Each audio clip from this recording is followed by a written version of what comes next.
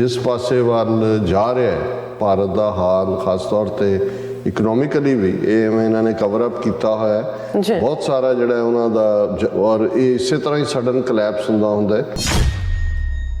ਜਦੋਂ ਉਹਨਾਂ ਨੇ ਅੰਦਰੋਂ ਕਲੈਪਸ ਹੋਣ ਵੱਲ ਹੋਣਾ ਤੇ ਜਿਹੜੀਆਂ ਥ੍ਰੈਟਸ ਉਹਨਾਂ ਨੂੰ ਡਿਸਇੰਟੈਗ੍ਰੇਸ਼ਨ ਦੇ ਨਾਂ ਥੱਲੇ ਨਜ਼ਰ ਆਉਂਦੀਆਂ ਨੇ ਕਿ ਅੱਜ ਜਦੋਂ ਬੈਟਰ ਹਾਲਤ 'ਚ ਨੇ ਉਹਨਾਂ ਨੂੰ ਪਹਿਲਾਂ ਹੀ ਕ੍ਰਸ਼ ਕਰ ਦਿਓ ਤਾਂ ਕਿ ਜਦੋਂ ਉਹ ਕਮਜ਼ੋਰੀ ਵੱਲ ਵੱਧ ਰਹੇ ਹੋਣ ਉਦੋਂ ਉਹਨਾਂ ਧਿਰਾਂ ਦਾ ਜ਼ੋਰ ਨਾ ਪਏ।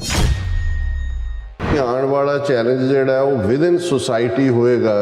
ਜਿਹੜਾ ਕਿ ਡਿਫਰੈਂਟ ਆਈਡੀਓਲੋਜੀ ਰਾਹੀਂ ਮੁਲਕ ਨੂੰ ਤੋੜਨ, ਸੋ ਉਹਦੇ ਲਈ ਉਹਨਾਂ ਨੇ ਗਰਾਊਂਡ ਪ੍ਰਿਪੇਅਰ ਕਰ ਲਈ। ਜਿਹੜੇ ਹਿੰਦੂਤਵਾ ਦੇ ਖਿਲਾਫ ਇੱਕ ਲਫ਼ਜ਼ ਵੀ ਮੂੰਹੋਂ ਕੱਢਣ ਜਾਂ ਸੋਚਣ ਦੀ ਸਮਰੱਥਾ ਰੱਖਦੇ ਨੇ ਉਹ ਆਵਾਜ਼ਾਂ ਜਿਹੜੀਆਂ ਨੇ ਉਹ ਬੰਦ ਕਰ ਦਿੱਤੀਆਂ ਜਾਣ, ਸੀਲ ਕਰ ਦਿੱਤੀਆਂ ਜਾਣ। ਜੇ ਉਹ ਅੱਜ ਮੁਸਲਮਾਨਾਂ ਨਾਲ ਭਾਰਤ ਭਰ 'ਚ ਜੋ ਕਰ ਰਹੇ ਨੇ ਸਿੱਖਾਂ ਨਾਲ ਆਉਣ ਵਾਲੇ ਪੀਰੀਅਡ 'ਚ ਹੋਰ ਤੇਜ਼ੀ ਨਾਲ ਕਰਨਗੇ। ਇਹਦੇ 'ਚ ਕੋਈ ਇਹ ਨਹੀਂ ਹੈ ਵੀ ਉਹਨਾਂ ਨੇ ਇੱਕ ਜ਼ਾਤ ਮਿੱਥੀ ਹੋਈ ਹੈ। ਜਿਹੜਾ ਵੀ ਸਿੱਖ ਰੈਜ਼ਿਸਟ ਕਰੇਗਾ ਕਿਸੇ ਲੈਵਲ ਤੇ ਵੀ ਉਹਨੂੰ ਉਹ ਜਿਹੜਾ ਹੈ ਉਸ ਦਾ ਸ਼ਿਕਾਰ ਬਣਾਉਣਗੇ।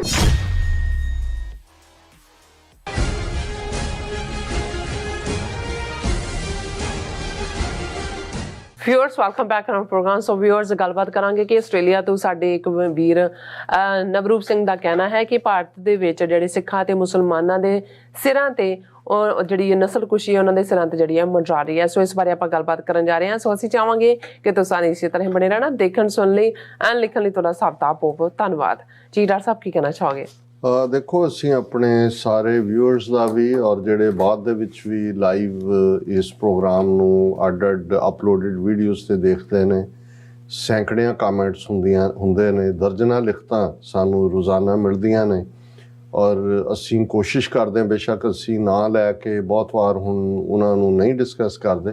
ਲੇਕਿਨ ਉਹਨਾਂ ਦੇ ਜਿਹੜੇ ਸੁਝਾਅ ਨੇ ਜਾਂ ਉਹਨਾਂ ਦੇ ਵਿੱਚ ਜੇ ਕੋਈ ਯੂਜ਼ਫੁਲ ਕੰਟੈਂਟ ਸਾਨੂੰ ਲੱਗਦਾ ਵੀ ਸ਼ੇਅਰ ਕਰਨਾ ਚਾਹੀਦਾ ਤੇ ਅਸੀਂ ਆਪਣੇ ਟੌਪਿਕਸ ਰਾਹੀਂ ਕਰਦੇ ਹਾਂ। ਸਾਡੇ ਇਸ ਕਿਸਮ ਦੇ ਬੜੇ ਸੁਲਝੇ ਵੀਰਾਂ ਚੋਂ ਨਵਰੂਪ ਸਿੰਘ ਆਸਟ੍ਰੇਲੀਆ ਤੋਂ ਨੇ। ਅਸੀਂ ਕੱਲ੍ਹ ਵੀ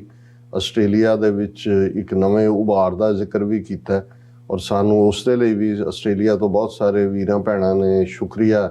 ਵਾਲੇ ਕਮੈਂਟ ਭੇਜੇ ਨੇ। ਉਹਨਾਂ ਨੂੰ ਇਹ ਲੱਗਦਾ ਹੈ ਕਿ ਵੀ ਉਹਨਾਂ ਦਾ ਮੁਲਕ ਵੀ ਕੈਨੇਡਾ, UK, ਅਮਰੀਕਾ ਵਾਂਗ ਹੁਣ ਮੋਹਰਲੀਆਂ ਖਾਲਿਸਤਾਨੀ ਸਫਾਂ 'ਚ ਹੈ ਔਰ ਦੁਸ਼ਮਣ ਨੂੰ ਤਕਲੀਫ ਕਿੰਨੀ ਹੁੰਦੀ ਹੈ ਕਿ ਇੱਕ ਇਸ ਕਿਸਮ ਦੀ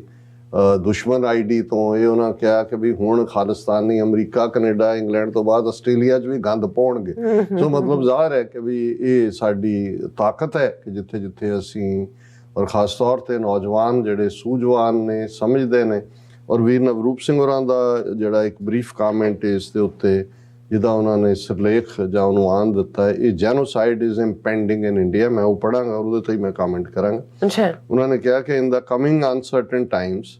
van India will be weak and could ਡਿਸਇੰਟੈਗਰੇਟ,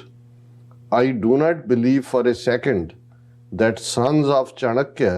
are not already planning to wipe out the threats to India's so-called integrity and sovereignty before their strength is tested in the uncertain times। ਇਹ ਉਹਨਾਂ ਨੇ ਬਿਲਕੁਲ ਠੀਕ ਕਿਹਾ। ਉਹਨਾਂ ਨੇ ਕਿਹਾ ਵੀ ਜਿਸ ਪਾਸੇ ਵੱਲ ਜਾ ਰਿਹਾ ਹੈ ਭਾਰਤ ਦਾ ਹਾਲ, ਖਾਸ ਤੌਰ ਤੇ ਇਕਨੋਮਿਕਲੀ ਵੀ ਇਹ ਇਹਨਾਂ ਨੇ ਕਵਰ ਅਪ ਕੀਤਾ ਹੋਇਆ ਹੈ ਬਹੁਤ ਸਾਰਾ ਜਿਹੜਾ ਉਹਨਾਂ ਦਾ, ਔਰ ਇਹ ਇਸੇ ਤਰ੍ਹਾਂ ਹੀ ਸਡਨ ਕਲੈਪਸ ਹੁੰਦਾ ਹੈ। ਸ੍ਰੀਲੰਕਾ ਦੀ ਇਕੋਨਮੀ ਵੀ ਬੜੀ ਉੱਪਰ ਨੂੰ ਨਜ਼ਰ ਆ ਰਹੀ ਸੀ, ਸੋਵੀਅਤ ਯੂਨੀਅਨ ਵੀ ਇੱਕ ਜ਼ਮਾਨੇ 'ਚ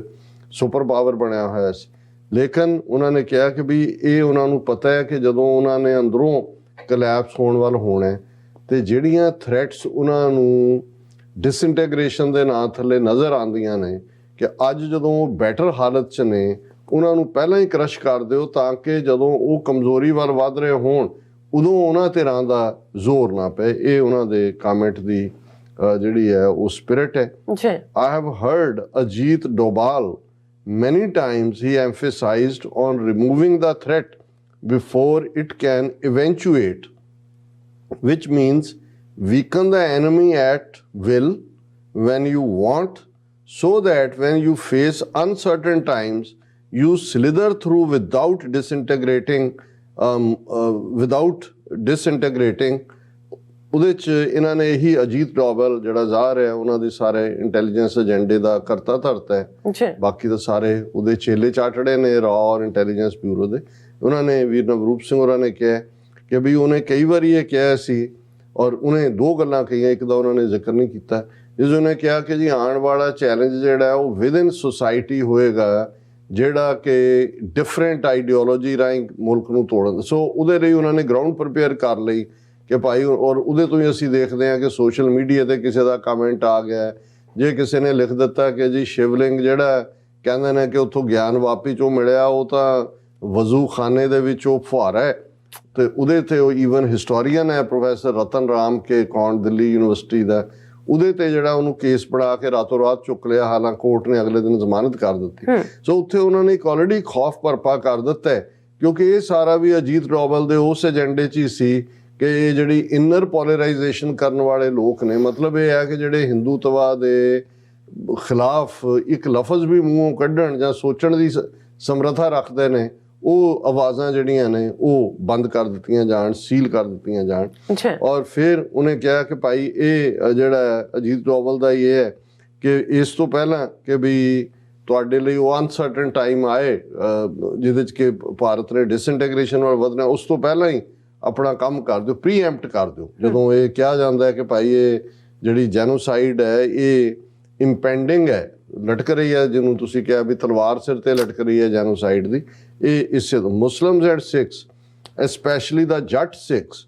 who the Brahman has declared to be the Chandals will be eliminated through genocidal campaigns in coming future, or if they feel other Sikhs are a threat, everyone gets the same treatment, but in my personal opinion they will keep it targeted at one section of Sikhs once I have mentioned before। ਹੁਣ ਇਹਦੇ 'ਚ ਉਹਨਾਂ ਨੇ ਜਿਹੜਾ ਲਫ਼ਜ਼ even ਚੰਡਾਲ ਇਸਤੇਮਾਲ ਕੀਤਾ ਕਿ ਵੀ ਇਹ ਜਦੋਂ ਤੁਸੀਂ ਬ੍ਰਾਹਮਣ ਦਾ ਵਰਣ ਆਸ਼ਰਮ ਸਿਸਟਮ ਦੇਖਦੇ ਹੋ,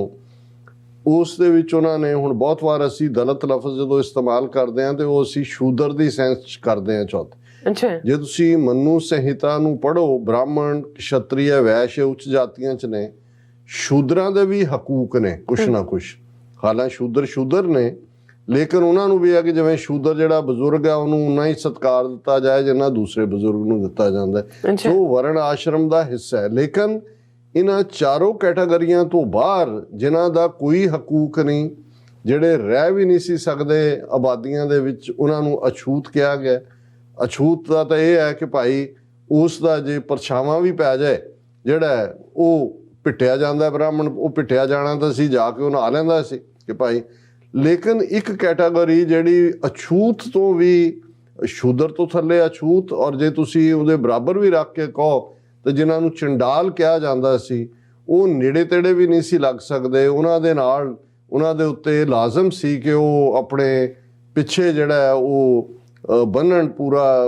ਇੱਕ ਝਾੜੂ, ਤਾਂ ਕਿ ਜਿੱਥੇ ਉਹਨਾਂ ਦੇ ਪੈਰਾਂ ਦੇ ਨਿਸ਼ਾਨ ਪਏ ਨੇ ਉਹ ਜਦੋਂ ਤੁਰਨ ਛਾਪੇ ਉਹਨੂੰ ਕਹਿੰਦੇ ਸੀ, ਤੇ ਉਹ ਸਾਰੇ ਮਿਟਦੇ ਚਲੇ ਜਾਣ। ਹੁਣ ਇਹ ਜਿਹੜੀ ਸਾਰੀ ਕੈਟਾਗਰੀ ਹੈ ਚੰਡਾਲ ਜਾਂ ਅਛੂਤ, ਉਹ ਸ਼ੂਦਰ ਦੇ ਥੱਲੇ, ਸ਼ੂਦਰ ਦੇ ਵਿੱਚ ਹੁਣ ਤਾਂ ਦਲਿਤ ਦੇ ਵਿੱਚ ਸਾਰੇ ਕਾਊਂਟ ਕਰ ਦਿੱਤੇ ਜਾਂਦੇ ਨੇ। ਤੇ ਜੇ ਤੁਸੀਂ ਇਹਨਾਂ ਦਾ ਵਰਣ ਆਸ਼ਰਮ ਸਿਸਟਮ ਦੇਖੋ, ਕਿਸੇ ਵੇਲੇ ਅਸੀਂ ਇਸ ਤੇ ਹੋਰ ਡਿਟੇਲ 'ਚ ਗੱਲ ਕਰਾਂਗੇ ਕਿ ਉਹਨਾਂ ਨੇ ਜਿਹੜੇ ਜੱਟ ਟ੍ਰਾਈਬ ਸੀ, ਜਿਹੜੇ ਜ਼ਾਹਰ ਹੈ ਸੈਂਟਰਲ ਏਸ਼ੀਅਨ ਸਕੀਥੀਅਨ ਮੂਲ ਜਾਂ ਸੈਂਟਰਲ ਏਸ਼ੀਆ ਦੇ ਰਿਪਬਲਿਕਸ ਉਹਨਾਂ 'ਚੋਂ ਆਏ, ਜਿਨ੍ਹਾਂ ਨੇ ਕਦੇ ਵੀ ਇਹ ਵਰਣ ਆਸ਼ਰਮ ਜਾਂ ਬ੍ਰਾਹਮਣ ਦੀ ਸੁਪੀਰੀਅਰਿਟੀ ਨੂੰ ਜਿਹੜਾ ਐਕਸੈਪਟ ਨਹੀਂ ਕੀਤਾ। ਬ੍ਰਾਹਮਣ ਸੁਸਾਇਟੀ ਜਾਂ ਬ੍ਰਾਹਮਣਵਾਦ ਤਾਂ ਗੰਗਾ ਜਮਨਾ ਦੀ ਜਿਹੜੀ ਤਹਿਜ਼ੀਬ ਉੱਥੇ ਹੀ ਫਲੀ ਫੁੱਲੀ। ਪੰਜਾਬ ਨੂੰ ਇਹ ਈਵਨ ਤੁਸੀਂ ਜਿਹੜਾ ਈਵਨ ਮਹਾਭਾਰਤ ਦਾ ਅਕਾਊਂਟ ਹੈ ਉਹਦੇ 'ਚ ਦੇਖੋਗੇ ਤਾਂ ਉਹਦੇ ਲਈ ਲਫ਼ਜ਼ ਵੀ ਮਲੇਸ਼ ਭੂਮੀ ਵੀ ਇਸਤੇਮਾਲ ਹੁੰਦਾ ਹੈ ਉਹਨਾਂ ਕਬੀਲਿਆਂ ਦੇ ਲਈ। ਔਰ ਪੰਜਾਬ ਦੇ ਜਿਹੜੇ ਬਹੁਤ ਸਾਰੇ ਉਹ ਦਸੂਏ ਦਾ ਰਾਜਾ ਹੋਏ, ਦਸਿਊ ਜਾਂ ਦੂਜੇ, ਉਹ ਸਾਰੇ ਤੁਹਾਨੂੰ ਕੌਰਵਾਂ ਦੇ ਸਾਥੀ ਨਜ਼ਰ ਆਉਣਗੇ ਕਿ ਵੀ ਇਹ ਜਿਵੇਂ ਇਹਨਾਂ ਦੀ ਨੈਰੇਟਿਵ ਦਿੱਤਾ ਗਿਆ ਹੈ ਇਹ ਅਲ ਟੂਗੈਦਰ। ਔਰ ਉਹਦੇ 'ਚ ਮਹਾਭਾਰਤ 'ਚ ਪੰਜਾਬ ਬਾਰੇ ਕੀ ਲਫ਼ਜ਼ ਗਿਆ ਉਹਨੂੰ ਮਲੇਸ਼ ਭੂਮੀ ਗਿਣਦੇ ਸੀ, ਔਰ ਇਹ ਆਪਣੀ ਜਿਹੜੀ ਉਹਨਾਂ ਦੀ ਗੰਗਾ ਜਮਨਾ ਵਾਲੀ ਆ ਉਹੀ ਦੇਵ ਭੂਮੀ ਹੈ, ਕਿਉਂਕਿ ਇੱਥੋਂ ਉਹਨਾਂ ਨੂੰ ਚੈਲੰਜ ਸੀ। ਇਹ ਵੱਖਰੀ ਗੱਲ ਹੈ ਕਿ ਜਦੋਂ ਫਿਰ ਇਸਲਾਮ ਦੀ ਆਮਦ ਹੁੰਦੀ ਹੈ, ਬਾਅਦ ਦੇ ਵਿੱਚ ਸਿੱਖੀ ਦੀ ਆਮਦ ਹੁੰਦੀ ਹੈ, ਬਹੁਤ ਸਾਰੇ ਜਿਹੜੇ ਜੱਟ ਕਬੀਲੇ ਨੇ ਜਾਂ ਫਿਰ ਬਾਅਦ ਦੇ ਵਿੱਚ ਰਾਜਪੂਤ ਕਬੀਲੇ ਵੀ ਜਿਨ੍ਹਾਂ ਨੂੰ ਬ੍ਰਾਹਮਣਵਾਦੀ ਵਰਤ ਲੈਂਦੇ ਨੇ ਕਿ ਛਤਰੀਆ ਬਣਾ ਕੇ ਬੁੱਧ ਧਰਮ ਦਾ ਖਾਤਮਾ ਕਰਨ ਦੇ ਲਈ, ਉਹ ਵਾਪਸ ਇਸਲਾਮ ਵੱਲ ਜਾਂਦੇ ਨੇ। ਔਰ ਇਸਲਾਮ ਕਿਉਂਕਿ ਸਿੱਖੀ ਤੋਂ 500-600 ਸਾਲ ਪਹਿਲਾਂ ਪੰਜਾਬ ਦੀ ਧਰਤੀ ਤੇ ਆ ਜਾਂਦਾ ਔਰ ਫਿਰ ਸਿੱਖੀ ਵੱਲ ਮੁੜਦੇ ਨੇ। ਔਰ ਉਹਨਾਂ ਦੇ ਨਾਲ ਜਿਹੜੇ ਬਾਕੀ ਚੰਡਾਲ, ਅਛੂਤ, ਔਰ ਇਹ ਤੁਹਾਨੂੰ ਜਦੋਂ ਤੁਸੀਂ ਪੰਜ ਪਿਆਰਿਆਂ ਦੀ ਬਣਤਰ ਦੇਖਦੇ ਹੋ ਤੇ ਫਿਰ ਤੁਹਾਨੂੰ ਨਜ਼ਰ ਆ ਜਾਂਦਾ ਹੈ ਕਿ ਭਾਈ ਇਹ ਕੀ ਪਿਛੋਕੜ ਹੈ। ਸੋ ਇਹਨਾਂ ਦਾ ਕਿਉਂਕਿ ਕਿਸਾਨ ਅੰਦੋਲਨ ਨੇ ਜਿਹੜਾ ਇਹਨਾਂ ਨੂੰ ਪੈਰੋਂ ਕੱਢਿਆ, ਇਹਨਾਂ ਦੇ ਦਿਲੋਂ ਦਿਮਾਗ ਦੇ ਵਿੱਚ ਸਭ ਤੋਂ ਵੱਡਾ ਫਿਕਰ, ਔਰ ਤੁਸੀਂ ਇਹ ਦੇਖੋਗੇ ਕਿ ਇਹਨਾਂ ਨੇ ਕਿਵੇਂ ਸਿੱਖਾਂ ਦੇ ਵਿੱਚ ਘੁਸਪੈਠ ਕਰਨ ਦੇ ਲਈ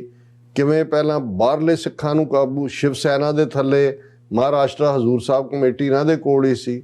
ਫਿਰ ਦਿੱਲੀ ਨੂੰ ਕਿਵੇਂ ਕਾਬੂ ਕੀਤਾ। ਇੱਥੇ ਅਸੀਂ ਕੋਈ ਜ਼ਾਤ ਪਾਤੀ ਏਜੰਡੇ ਦੀ ਗੱਲ ਨਹੀਂ ਕਰ ਰਹੇ, ਪਰ ਕਿਉਂਕਿ ਇਹਨਾਂ ਨੇ ਵਿਦਿਨ ਸਿੱਖਾਂ ਦੇ, ਔਰ ਇਹ ਡਿਵੀਜ਼ਨ ਪੋਸਟ 47 ਇਹਨਾਂ ਨੇ ਕ੍ਰੀਏਟ ਕਰਨੀ ਸ਼ੁਰੂ ਕਰ ਦਿੱਤੀ ਸੀ, ਸ਼ਹਿਰੀ ਤੇ ਪੇਂਡੂ। ਕੁਝ ਸਾਡੇ ਸਮਾਜ ਦੇ ਵਿੱਚ ਵੀ ਜਿਹੜੀਆਂ ਨਫ਼ਰਤਾਂ, ਜੱਟ, ਪਾਪਾ, ਰਾਮਗੜੀਆ ਔਰ ਦੂਸਰੇ ਤੀਸਰੇ ਦਲਿਤ, ਔਰ ਇਹ ਸਾਰੇ ਸੀ, ਉਹਨੂੰ ਉਹਨਾਂ ਨੇ ਟੂ ਦਾ ਹਿਲਟ ਐਕਸਪੋਜ਼ ਕੀਤਾ। ਪੋਲੀਟੀਕਲੀ ਵੀ ਉਹਨਾਂ ਨੂੰ ਜਿਹੜਾ ਉਹ ਪੈਟਰਨਾਈਜ਼ ਕਰਕੇ ਇੱਕ ਦੂਜੇ ਦੇ ਅਗੇਂਸਟ ਖੜੇ ਕਰਨ ਦੀ ਕੋਸ਼ਿਸ਼ ਕੀਤੀ। ਪਰ ਹੁਣ ਕਿਉਂਕਿ ਜਿਹੜਾ ਸੋਲਿਡ ਚੈਲੰਜ ਹੈ ਕਿਸਾਨ ਲਹਿਰ ਦੇ ਵੇਲੇ, ਉਹਨਾਂ ਨੇ ਦੇਖਿਆ ਭਾਵੇਂ ਮਜ਼ਦੂਰ ਵਰਗ ਨੇ, ਦਲਿਤ ਵਰਗ ਨੇ ਪੂਰਾ ਸਾਥ ਦਿੱਤਾ ਹੈ ਇਸ ਦੇ ਵਿੱਚ, ਪਰ ਉਹ ਸਮਝਦੇ ਨੇ, ਔਰ ਇਹੀ ਕਾਰਨ ਸੀ ਕਿ ਜਿਹੜਾ ਜ਼ਿਮੀਂਦਾਰ ਹੈ ਜੋ ਉਹਨੂੰ ਬੇਜ਼ਮੀਨਾ ਕਰ ਦਿੱਤਾ ਜਾਏ ਤੇ ਉਹਦੇ ਪੱਲੇ ਉਹ ਇੱਕ ਸੜਕ ਦੇ ਉੱਤੇ ਆ ਜਾਂਦਾ, ਇਕਨੋਮਿਕਲ ਕ੍ਰਾਈਸਿਸ 'ਚ ਹੁੰਦਾ। ਔਰ ਇਹਦੇ 'ਚ ਵੀ ਕੋਈ ਸ਼ੱਕ ਨਹੀਂ ਹੈ ਕਿਉਂਕਿ ਬਹੁਤ ਗਿਣਤੀ ਜਾਂ ਬਹੁਤ ਸੰਮਤੀ ਵਾਲੇ ਜਿਹੜੇ ਨੇ ਉਹ ਇਸ ਗੱਲ ਦੇ ਉੱਤੇ ਅਮਨਾ ਕਰਦੇ ਨੇ ਕਿ ਭਾਈ ਇਹਨਾਂ ਨੇ ਪੰਜਾਬ ਦੇ ਵਿੱਚ, ਜਦੋਂ ਅਸੀਂ ਕਹਿੰਦੇ ਹਾਂ ਕਿ ਭਾਈ ਸਿੱਖ ਨਸਲਕੁਸ਼ੀ ਦਾ ਦੌਰ ਸ਼ੁਰੂ ਹੋਣ ਵਾਲਾ, ਉਹਨਾਂ ਨੇ ਠੀਕ ਕਿਹਾ ਕਿ ਬੇਸ਼ੱਕ ਉਹਨਾਂ ਦਾ ਫੋਕਸ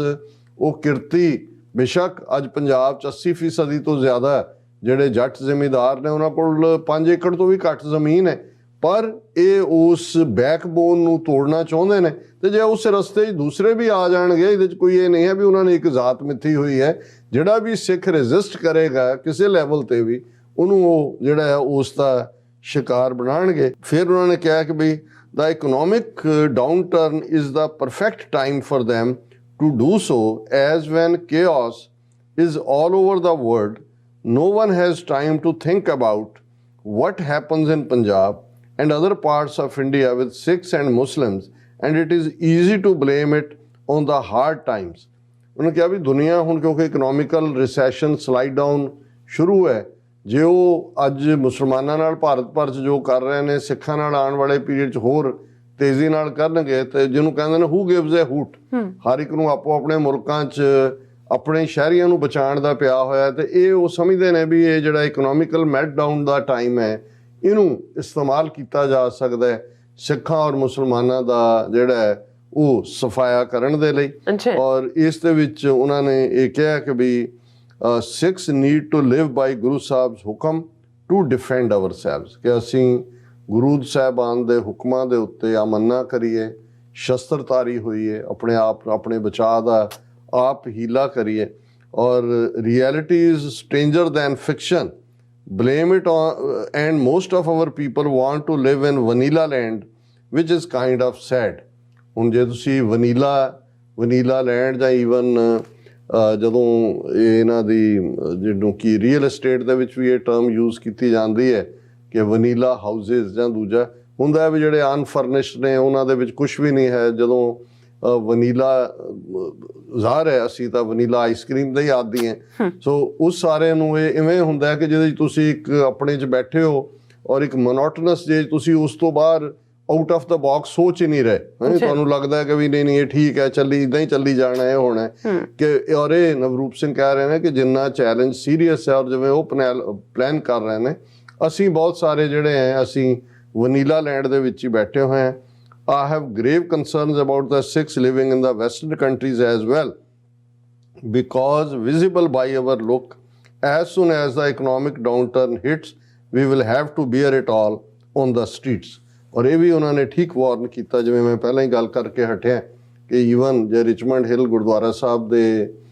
ਜਿਹੜਾ ਨਾਲ ਲੱਗਦੀਆਂ ਸੜਕਾਂ ਤੇ ਪਿਛਲੇ ਕੁਛ ਹਫ਼ਤਿਆਂ 'ਚ 5-6 ਘਟਨਾਵਾਂ ਹੁੰਦੀਆਂ ਨੇ, ਕਿਉਂਕਿ ਜਦੋਂ ਇਕਨੋਮਿਕਲ ਮੈਲਟਡਾਊਨ ਹੁੰਦਾ ਹੈ ਜਾਂ ਰਿਸੈਸ਼ਨ ਹੁੰਦੀ ਹੈ ਤਾਂ ਲੁੱਟਾਂ ਖੋਹਾਂ, ਔਰ ਸਾਡੀ ਕਿਉਂਕਿ ਵਿਜ਼ਿਬਿਲਿਟੀ ਹੈ ਔਰ ਜੇ ਨਜ਼ਰ ਆਉਂਦਾ, ਔਰ ਉਹਨਾਂ ਚੋਂ ਹੇਟ ਕ੍ਰਾਈਮ ਦੀਆਂ ਤੇ ਸ਼ਾਇਦ 2 ਘਟਨਾਵਾਂ ਨੇ, ਦੂਸਰੀਆਂ ਲੁੱਟ ਖੋਹ ਦੀਆਂ ਹੀ ਨੇ ਕਿ ਭਾਈ ਕਿਸੇ ਨੇ ਸੋਨੇ ਦੀ ਰਿੰਗ ਪਾਈ ਹੋਈ ਹੈ, ਕਿਸੇ ਦਾ ਕੜਾ ਹੈ ਜਾਂ ਦੂਜਾ ਹੈ ਜਾਂ